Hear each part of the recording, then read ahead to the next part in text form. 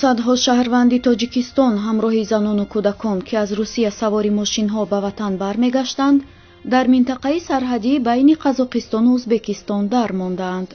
وزارت کارهای خارجه جمهوری تاجیکستان و سفارت‌های تاجیکستان در این کشورها برای حل این مشکلات فعالیت دارند. در یک ویدیویی که در رسانه‌ها نشر شد، به این مشکلی دچار شدگان میگویند: ما در سرحد قزاقستان و ازبکستانیم. قزاقستان سر می‌دهد، اما ازبکستان برای درآمدن راه نمی‌دهد.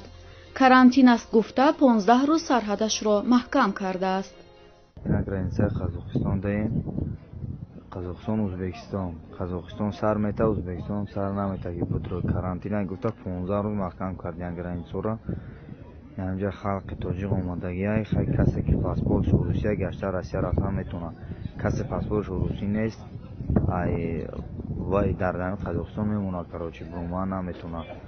نه گفته که طرف تایتونه طرف روسیه اینا نگاه کده تو هی نو خیرات نموشنو از 100 ماشین زیادتره زنک کودک مقصد بچه‌ای شما مردای کلمسول هم خیلی پرن در این ماشینا.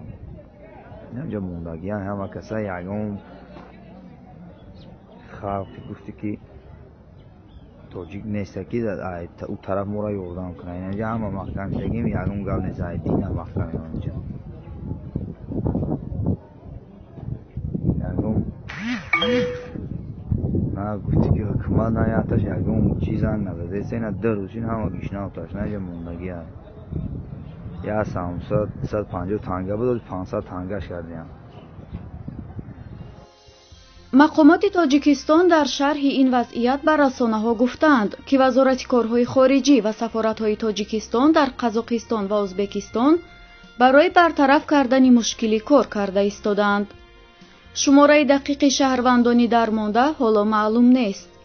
گفتنی است از پی اعلام کرانتین در ازبکستان پرواز خط‌سیرهای فضایی بین این دو کشور نیز قطع شدند.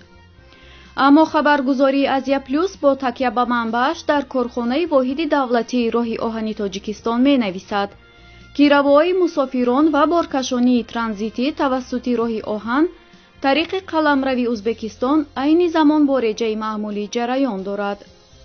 در همین حال شورای امنیت قرقیزستان نیز برای پیشگیری از شیوع کرونا ویروس کرانتین 21 روزه اعلام کرده است.